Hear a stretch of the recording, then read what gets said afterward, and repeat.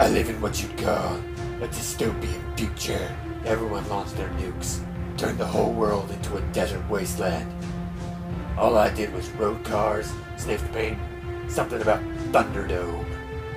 After that, humanity reached its lowest, and that's when the apes took over. But their time in the sun didn't last, as the machines came soon after. It wasn't very long after that the Morlocks took their place and head to the food chain. You remember Morlocks? No one remembers the fucking Morlocks. But that's nothing compared to what America had. America had the worst dystopia of all.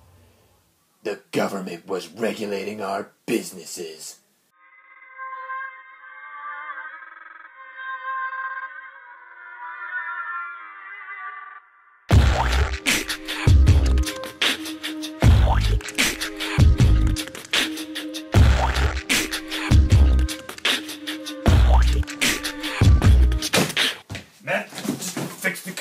Fix the camera. No, the other way. Put it back in the center. No, center. You know what that means. Stop. Just stop. Okay. Matthew Roe. David. Hi. Before anything else, do you have a beverage or a drink of some sort? Because my voice should not be this raspy. It's not natural. It hurts, okay? It hurts! It sounds like it. How about a nondescript open soda? Why, thank you, Matthew. That would actually be quite appreciated. I'll just hold it right here. Why, Matt, that did the trick. But why didn't you tell me it was the refreshing cold taste of an ice cold... David, we didn't get the sponsorship. I'm sorry, what? They just said no. They said no to our lucrative deal. Okay, no, that's fine. That's fine. We'll just change up the message, all right? Ready? No one can go fuck themselves like... Just to be safe, you are censoring the can and my words, right? Yeah. So just like black bar and beeps? Yeah. Okay. We were doing something. Yes, right. Alright, here's how this is gonna go. When we reviewed Atlas Shrugged Part 1 and 2, you told me there were only 2 parts. You swore to me. You know where the third one was announced? It was a year and a half ago, David. Never underestimate a man without a social life. Noted. We're gonna do Part 3 now. And after that, we're cutting it off. Cold turkey. No more contact. No more episodes. How does it sound? What if I say no? I'm the guy with all the guns. Okay, well, 2 out of the 3 guns. Okay, I have half the guns, which means we're evenly matched, so let's call it a draw and start the review, please.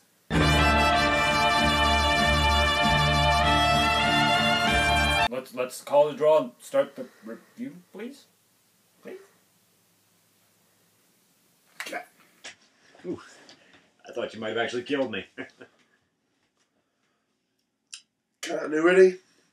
Not until you mentioned it, you little bitch. Anyway, it's the big one now. We watched a movie today.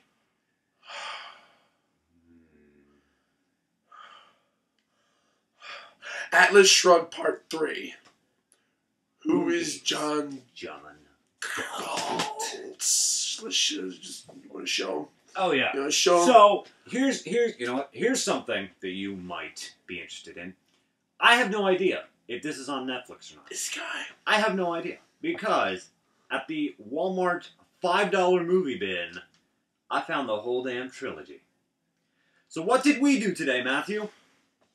Because we didn't watch a movie today.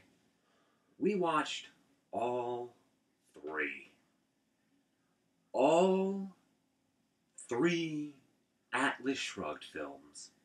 One after another after another. I still feel the cancer. Just everywhere. Just...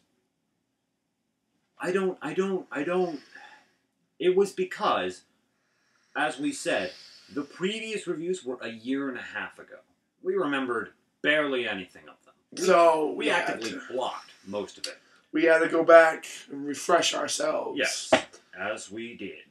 And the first movie... We made a review. Watch that. Second movie. We made a review. Watch that. Third movie. That is what we're on about today. The proverbial hour is nigh. You know, I like the fact that we're trying to just kind of just talk around this movie. In which case, I have two more things I need to say before we actually start the review. Number one, Justin, this is for you. And two, we aren't going to discuss the message. Not yet. We went way too long in Atlas Shrugged 1 and 2 about how much we disagreed with Ayn Rand's philosophy. Or Ayn Rand, however you pronounce her name. Point being, it's peppered throughout the entire review. So we are going to take it and concentrate it and put it at the end. Some parts were peppered, other parts were dumped. So, yes, that is going to be at the end. Reframe. And to be honest, actually, I think that we've approached this movie in far, excuse the joke, in a far more objective idea and mindset than we approached the previous two. So, with that in mind, I will begin the plot. Go.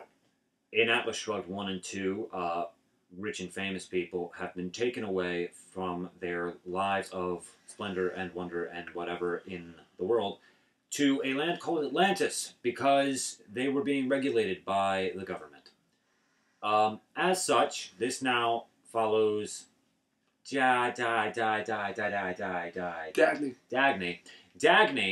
into Atlantis, meeting up with the eponymous John Galt, and, you know, just learning about how amazing Atlantis is, and how they make a plan to entirely, essentially revolutionize the actual world, because I guess that they were quitting their day job and they wanted to burn the motherfucker on the way out. And that's really all that happens. She learns about Atlantis, the world fucks up a bit, and Atlantis is still going strong, I guess. I say I guess because in the final shots of the movie, no resolution is given. They rescue John Galt from being held prisoner from the head of state, not the president, and then that's it. Statue of Liberty, cut to credits. So ignoring the message, ignoring the political ideology, ignoring collective objectivism, or any objectivism for that matter. And we're going to ignore the fact, at least for the time being, that this was based off of a book. Yes, we are talking about it as a movie. And not just a movie, though, a movie that is part of a trilogy, none of which we will talk about in the form of it's a book, or it's stupid. So. It's stupid. But for not the reasons you think. Let's begin with the begin with the actors. Well, first thing I want to say, right off the bat, and the second movie had a problem with this too. This movie is obviously being billed as a trilogy. The conclusion of the trilogy, made by the same company, released by the same company. The Atlas Distribution Group. Yeah, no one wanted to touch this, so they had to make their own company to get rid of it. Yeah. This movie, for those who do not know, the first movie was made for $20 million. Estimated. The second movie was made for roughly $10 million. And this movie was made for roughly $5 million. So they aren't able to keep their funding very much. As a result, as the previous movie had, there is absolutely no clear connection and continuity between the previous installments and this one. For two main reasons. One, it jumps in so many different areas you have no idea what the fuck is going on. Tone, mood, setting, time period, pretty much everything. And two, just like the last movie, this suffers the same treatment of having a completely different cast playing these main roles. And not only that, But oh my god, some of them couldn't even look further away than the people who had originally played this if they tried. Here's something I just want to point out. I don't believe anyone tried in this movie. Before anything else, I just want to point this out real quick. I wanted to look to see if it was actually called Atlas Distribution Group, and they have the copyright info on the inside cover of this DVD. Number 1 was copyrighted Atlas Productions, LLC. Number 2 was copyrighted Atlas 2 Production, LLC. Number 3 was copyrighted Atlas 2 Productions, LLC.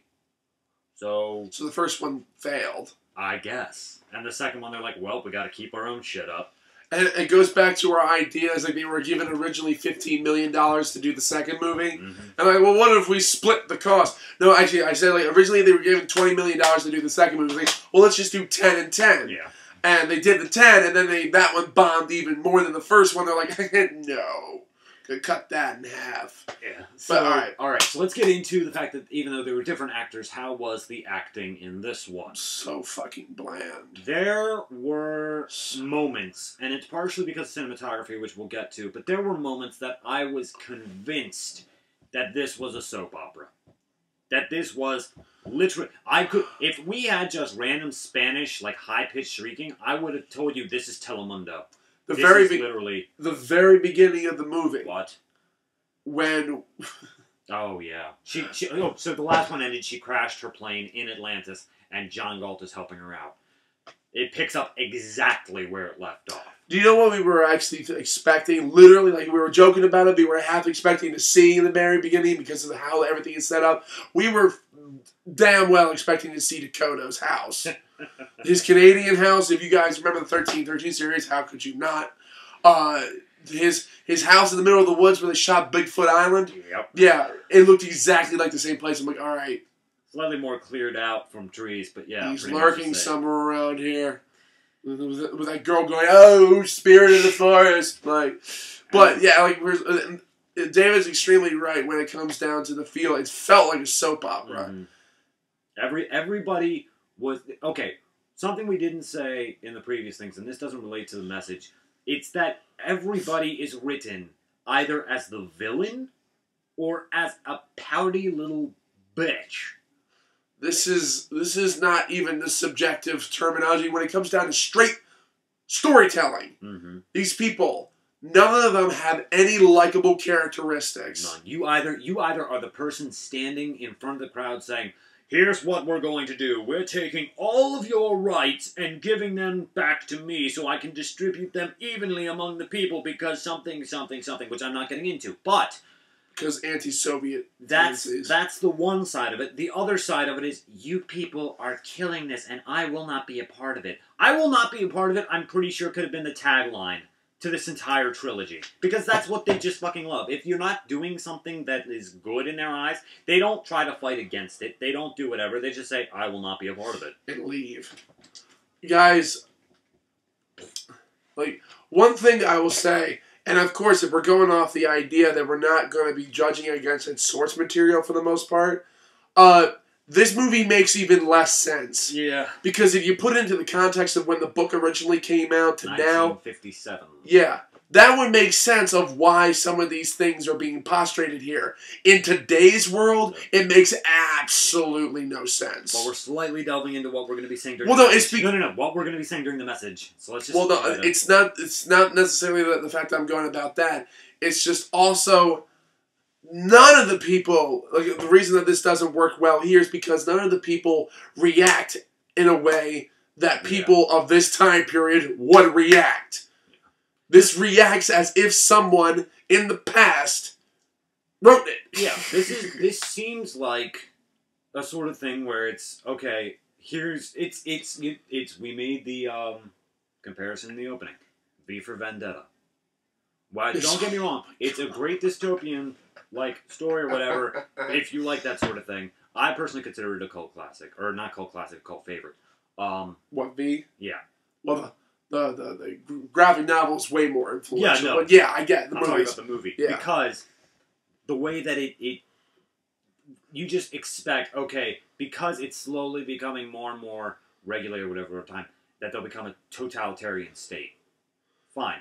But you don't have people reacting as though this is anything, that it is, you know, a slow transition from freedom to totalitarian. Yeah, and also the fact of the matter is, though, it shows, like, you know, oh, the public's against this, and the public is for this and whatnot, but nothing... Show the public. Never, ever once, like, we're always, it's just like the first two movies, it's mostly rich people sitting in their big houses or going to parties, talking about hypocrisy, and yet at the same time being hypocritical as shit, like, it's mind-boggling. If you're talking about a public thing, what the public wants, what the public needs, all that stuff, which, don't get me wrong, that's all the time, then you need to show more of the public than clips of the Occupy Wall Street movement and cars with signs on them saying, do not take. Yeah, seriously, David Cronenberg came out with a movie with Robert Pattinson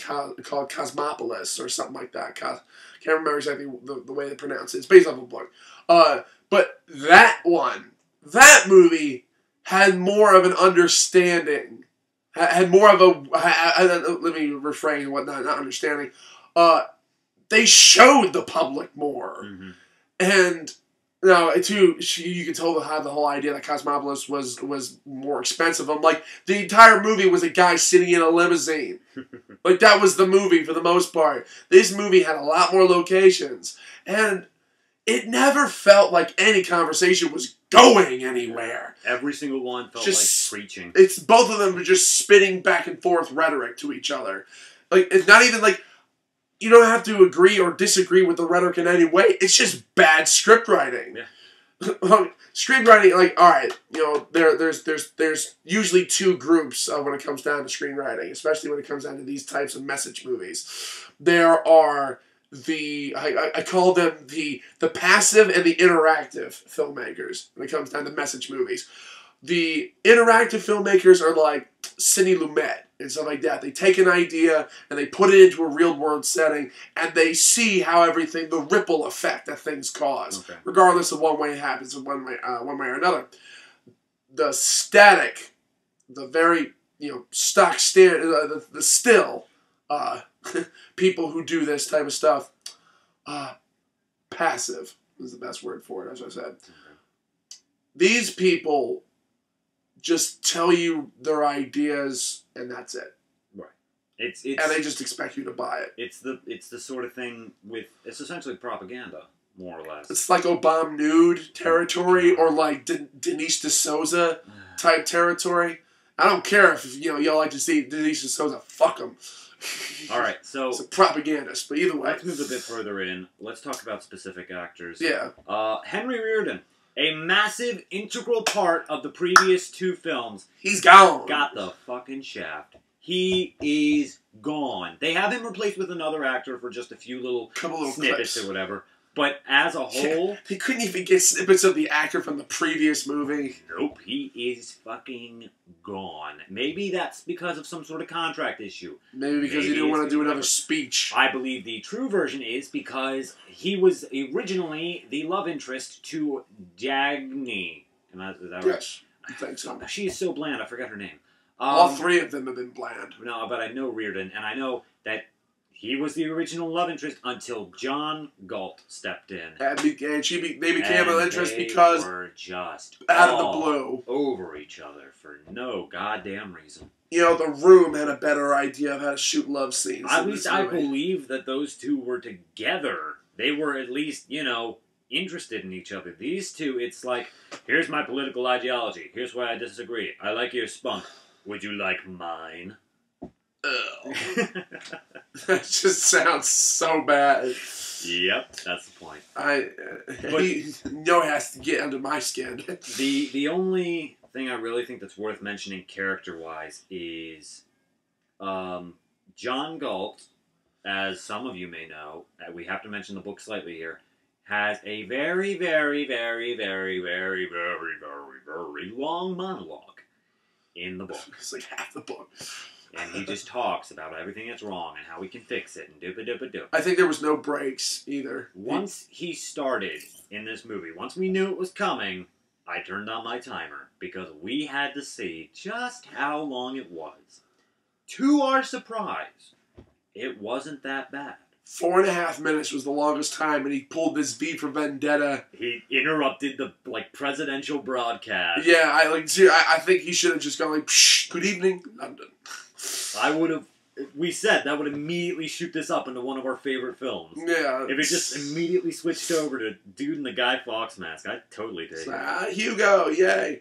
But that's the only thing really character-wise that's interesting in this movie. Everything else just gets boring and bland, and it's all a bunch of white guys arguing about the right way to do things. See, also it's C-SPAN. I will say though, the times that it gets interesting, it gets ridiculous. Yeah. Because the bad guys in this movie, they're Bond villains. They are beyond Bond villains. They're all sitting. It's like a combination between like Bond villains and Goodfellas. There's this whole scene where they're sitting. It's a little toward the middle, and all these guys who are like the inner circle of the people running everything. All of them are all of them. One are white old men. Yeah. Which is kind of funny when you think about it. But at the same time, all of them are just sitting there smoking cigars. I'm like, arguing with Dag. This movie just came out. Like I know for a fact, unless it's like a private place, you can't smoke inside. But this is America. They can't regulate businesses like that. Anyway, just sucking on big brown dicks. Yeah, no, we should probably move on. No, like, the characters are, like, maniacal. It's like, It's like, yes, well, if a few thousand die, you cut off the limb to save the body. I literally thought he was going to say, like, just go back to the V for Vendetta. It's like, spare the rod, spoil the child. And, like, he's like, I'm about to get my ass raped. I was imagining more they just go the straight Bond route, where Dagney's just like, what do you expect me to do? Give up my entire company? No, Miss Daggett. I expect you to die. And I think half the characters were half away. Am I saying that? He's like, we lose Minnesota? All right, we lose Minnesota.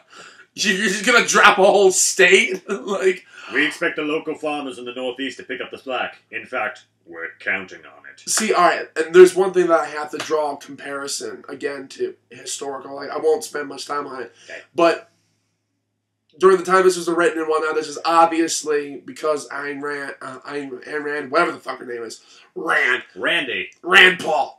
Oh, Ron Paul's in this movie, by the way. Yeah. He makes a cameo, him and Sean Hannity. And Glenn Beck. Wow. Like, this is after Glenn Beck's fall from grace, too. And he's shot just like the This Is London broadcast from Big Vendetta. And he's supposed to be one of the good guys. This is right. This is what we need to be doing. I'm a God-fearing Englishman, and I'm goddamn proud of it. Like, but, oh... You were saying... But the thing is, it's... my mind's so full of fuck. You were saying how this is how the time period it was written. Yeah. See, the thing is, though, this obviously is a direct, I guess you can say, reference. Well, it's a direct attack on the Soviet Union. Oh yeah. Obviously, like, the only people who won't get that this is really about the Soviet Union are people who don't know what the Soviet Union is. Or was, or could be, again, who knows. But either way, the fact of the matter is, though, the way that the Soviet Union came about, one, no knowledge of that is expressed in this book, mainly because there wasn't a whole lot of it known at the time. I'm not exactly sure when Stalin died. But either way, the fact of the matter, then things started going that way. Like, yeah, I get it. Like, I get it. Actually, might as well just say this. Through the entirety of the movie, we're constantly saying, I get it. Yeah. We get it. But it doesn't make it okay. Alright, so let's get on shortly to technical aspects. Technical aspects, it was definitely a lot more low rent than the last two productions. It's been moving down. We realized between the first and the second movie... There was a big degrade in quality. What happened was, whereas the first one seemed to take place today, things happening, there was a few things that were like mildly... The dates they were giving us in the first movie was like 2016. Yeah. Late 2016. 2015, 2016. Up to 2017. Then they stopped giving us years in the second one, but we extrapolated forward and kept it going. This whole thing takes place over like 3 years, max. Anyway, so they have the... And the third one begins as The Day After Tomorrow. Yeah. God. Michael Bay, Roland Emmerich, go sue their asses. But no, the way that it worked was the first one was present day with mild technological advances. The second one was still present day, but the way it seemed was everything got a bit more higher tech in the meanwhile. Like everything was locked behind like keypads, and they had like essentially what looked like hover cars. It wasn't actually; they were like still on wheels and everything like that, but they just glided so gracefully down the rails. One. So it's insane. And then by the time I got to the third one, they completely got rid of all the technology because in the Gulch, everyone's essentially living as a farmer's commune, where you actually still have to pay for your stuff. Like everyone's just like working together and doing everything they can, but once they're done their job, they're like, "All right, here you go, 3 gold coins." That's basically how it was. They had a farmer's market and everything. Yeah, it's very... Somehow, okay, no, that's kind of message. You know what, no, that's story We might as well issue. just get into the message now. Alright, but hold on, this is story issue before message. They are living in a remote, desolate area in the middle of, as far as I can see, the Colorado Rockies, because that's where they were flying into in the last one. Yeah. How in the holy fuck are they getting resources? It's lightly implied that they're going out and getting it from the one pirate guy who's raiding government ships for stolen goods. Fine. You want to go with that? You go with that. But there's, like, insanely quick... This guy develops an X-ray machine that works the same as my iPad. I just... Looks like you got cancer from the movie. It's like, that's what I can do when there's no red tape and whatnot. Yeah, so, like, that's red so tape. how many people did you actually, like, shock or radiate poison before that perfected? It just pisses me off the fact that they were in the middle of nowhere. And they have and access to all this. All of a sudden, that was the only thing that was holding them back was the government. It wasn't the fact of now that they're in the middle of nowhere with no contact with the outside, they can do whatever they want. But when they had billions of dollars that the currency was totally fine with, They couldn't do They couldn't do anything. So let's get into the message, but we're going to do the message a special way. Because this movie, apparently... Like, also, if you're going to be making...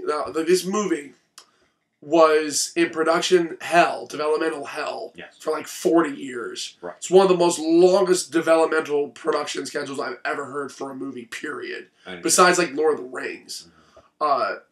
But the problem with that is that you have to write the material to make sense with the years that you are making it. Right. They did a good job working in the Occupy Wall Street movement. The problem being you didn't incorporate every other thing about the time. Internet? I'm sorry, the what? How about also, apparently juries are no longer a thing. Apparently the Supreme Court's gone. That Congress keeps voting and whatnot, so I'm like, all right, guys, you're going off. Here's what's going to happen for our little ranting bit. Because of the current time, let's just go. We are going to have 10 minutes on this. All right? Yeah. 10 minutes, and as soon as the alarm goes off, we stop, we give our final thoughts, and that's it. But in those 10 minutes, anything is fair game. Nothing is off limits. Here we go. Okay, for an instant here. Again, what we've said before is that we get it. We get it. We get everything. We understand objectivism. We understand. We understand it. So you don't do the hipster things like we just don't get it. We get it. Let me explain to people who haven't seen it and don't quite understand what it is. It is making the self the priority. If you work for yourself and not for anyone else, you are not obligated to give your earnings to charity or any other man. You are not obligated to give away anything that you earn.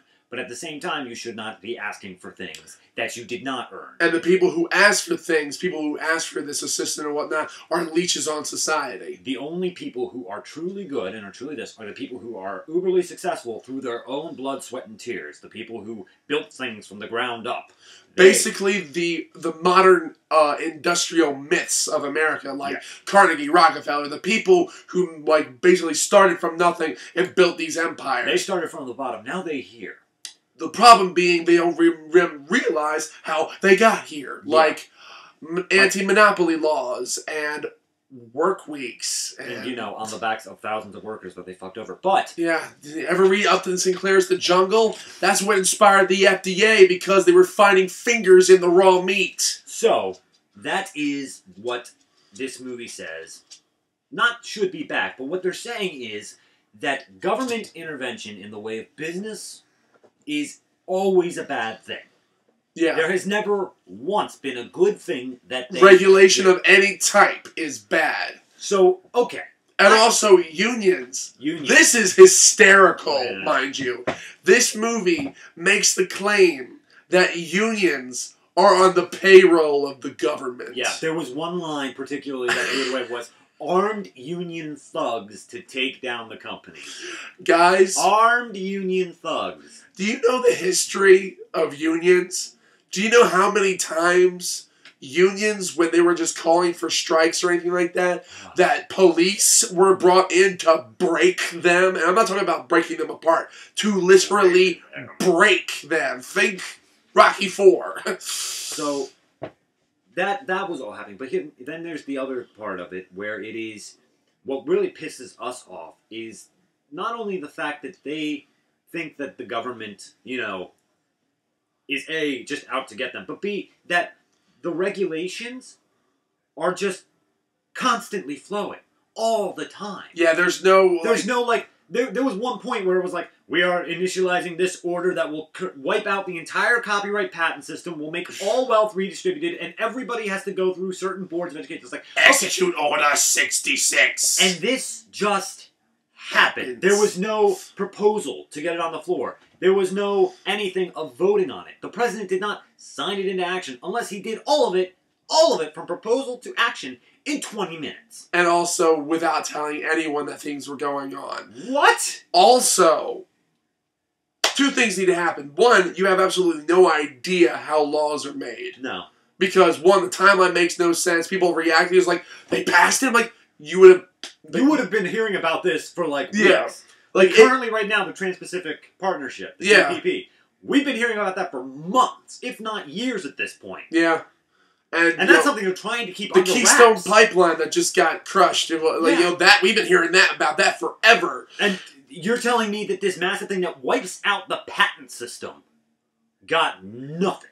And they just, you know, all the patents are just referred to the government and whatnot. Like, no, because the thing is, but the way that they put it is like all these backroom Bond, like Bourne type, like Jason Bourne type villains. Everything's all like high tech and whatnot. They're sitting in like chairs around that and like. All right. Also, like, what's his name? Like Mouch or something like that.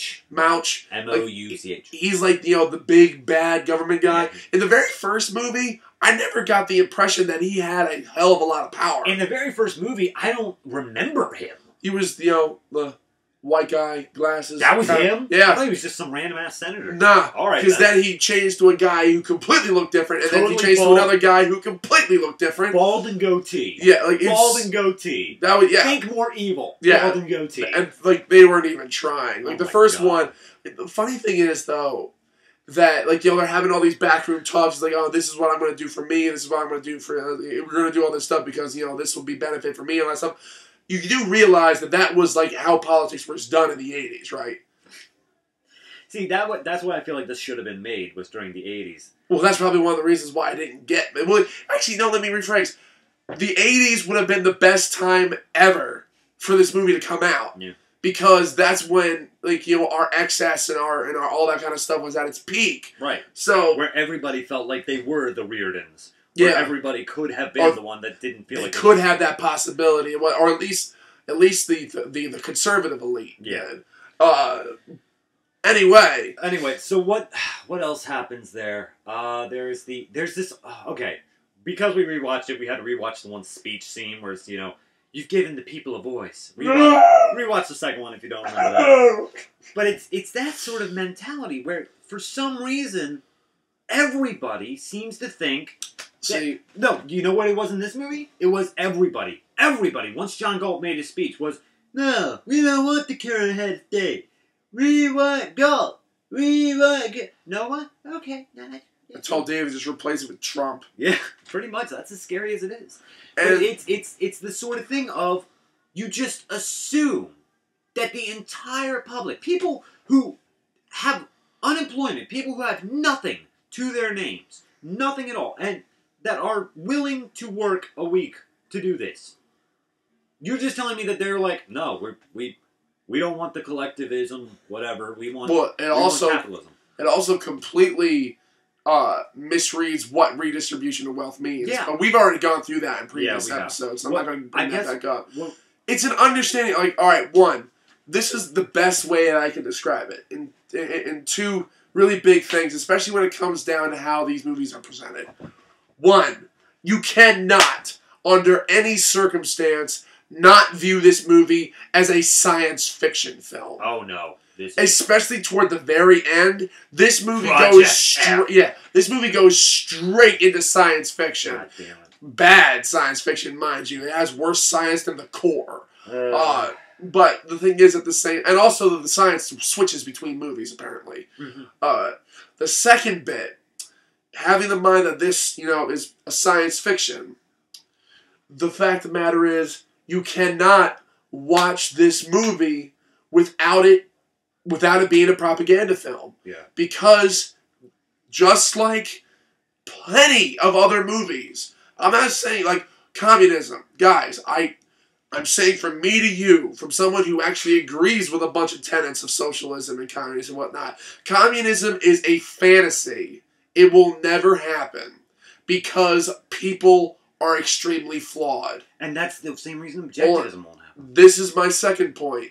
Because objectivism is one of the things that's inspired Reaganomics and trickle-down economics. It never has worked. It never will work. Stop saying that it will. It's been 30 years, y'all. It's not going to take effect anytime soon. But again, this is the last bit. Like, this is a utopian film. Yes. This is about it. Like, just like, communists had socialist, realist movies. This is a utopia. America has a thing for its frickin' 19th century utopianism. Go for it. Basically, bouncing off of what he said, was that, yes, it is a utopia and a dystopia at the same time, but not in the same way that they think. The only way that the entirety of society at that point, at least in their made-up little future of them, where the U.S. is for weirdly a dictatorship or whatever, is that it needed people to react as economics say they should react. Perfectly rational all the time. They know everything about every decision and are always willing to make the right decision. People don't do that. They are flawed. They do not know what is best for them half the time. And apparently a transcontinental railroad, it will affect the global economy. Yeah, I don't understand half of the reasoning behind this. Because the boats are getting hit by a pirate named, Ragnar? Ragnar. Anyway, I'm almost yeah, out of you time. go. So, basically, my biggest problem with it was that they needed everyone to essentially accept this for it to work. But nobody has ever, there's never once, except for one human on Earth, been a time where everyone accepted the same political ideology. And that's the only way objectivism would work, was if everybody was like, yes, everybody needs to work towards what they earn. And if you get that instilled, fine, great, super. But it would never happen. Because people are always going to want to do the good for the public. People are going to want to help their fellow man. And there's plenty of people who are so greedy that they will do anything they possibly can.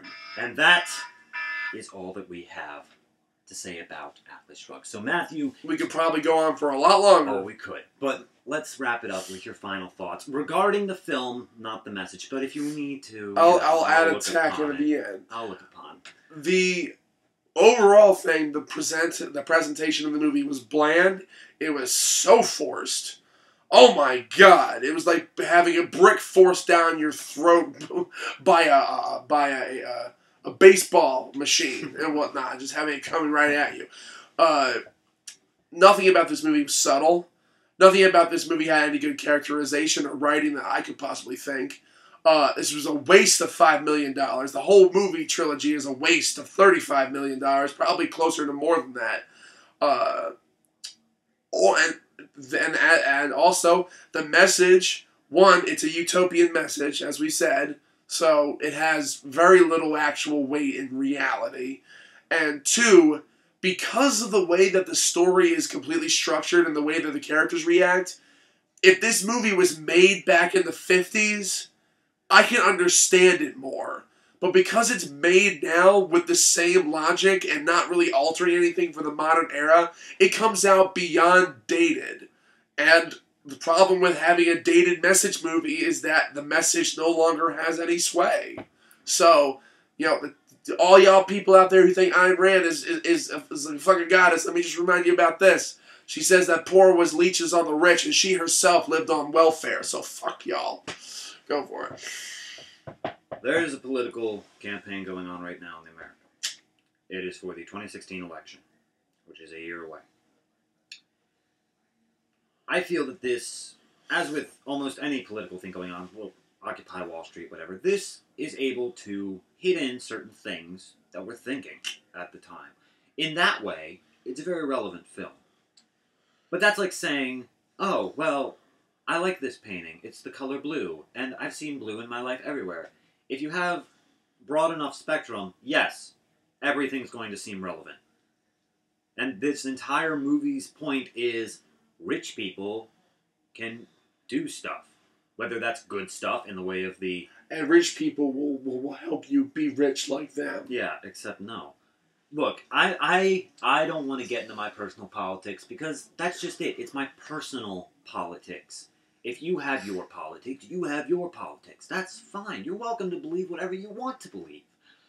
But, at the same time, this was shoved down my throat. This is something that I didn't want to hear. I have to because of a web show. So, I did. And now I give my 2 cents on it. If you believe in Ayn Rand stuff, like Matt said, fine, whatever. But you need to know that this was 1950s during the Cold War era. Look back during the 1940s at propaganda. Look how they depicted Germans and Japanese soldiers. Do you think that fly today? And never once mentioning the mistreatment of the Jews. Do you think that would fly today? Why should Ayn Rand's philosophy fly? They try. Why should Ayn Rand's philosophy fly if that would? Yes, some parts of it do make sense. For instance, you want to get into my personal politics? I personally believe that there should be less government regulation on certain things. Certain things. Not all the things. Certain things. For instance, I believe patents and copyrights are important to a degree. But if you're going to tell me that the corporations didn't extend that shit to 1,000 fucking years or whatever it's currently at, bullshit. Government does not care how long the copyrights are. It's for business' sakes that they extend it. And particular business that starts with a D and ends with ISNY. But I digress. This particular film, as he said, was bland. It was boring. It was whatever. There was one scene where they just started having sex after he showed up at a railway. In the middle of a fucking subway tunnel. You see how dirty that shit is? Fine. If that's what you need to spice up your life, fine. But 95% of this movie was... This must have been really bad. 95% of this movie was, here's why I'm fighting, here's why you shouldn't be fighting your fight. And then flip the switch to the other person every time. Yeah. Until finally they got to the end where, apparently, after all the power goes off across the entirety of the U.S., John Galt wins. And that's the moral of the story. John Galt wins. Because. And that's... I don't know if that's how the book ends, but... I don't know. And that's it for Atlas Shrugged, Part 3. And that's it for Atlas Shrugged, the trilogy. And that's it. That's it. Honestly, Matthew, I know during the opening joke, I said I didn't want to keep going. I said no contact. I said all that stuff. But even though it was the opening joke, I did sort of mean it because this is episode 99. Not counting lost episodes that were due to corrupted or deleted footage. Yeah, it's a lot of lost episodes. We have a lot of lost episodes. Like, wow. But 100, that's a triple digit. That's a big one. That's once you hit triple digits, you can't really, just stop. I mean, that's commitment. I don't know. So what I'm thinking is that we stop. I'm done. I don't want to keep going. I don't want to subject myself to torture every week-ish, whatever. Well, you said that at the end of last season. I know, but that was because it was the end of the season. And you actually said that at the very beginning of the show. Right. But that was because it was new. Actually, you say that pretty much every week we get together. Okay, I get it. I say it a lot. But this time, it's for real. You say that too. Okay. Thank you. But this time I know how to make it permanent, how to make it stick, how to make it an actual thing, how to make this the final episode of ShitFlix. We need what Atlas Shrugged 3 didn't have. Closure, resolution, finality. Instead of killing each other, I think that I'd like to play a little game. I am going to reenact a final episode from a famous TV show or the finale from a famous movie. You have to guess what it is before I'm done. Does that sound interesting as a final farewell gift? Sure. Okay. Audience, you are welcome to participate, but in either way, thank you for watching ShitFlix. Making your way in the world today takes everything. That's cheers, David. Taking a break. Pretty sure that's cheers, David. I'm definitely 100% convinced it is cheers, David. Still cheers, David. Game over! What?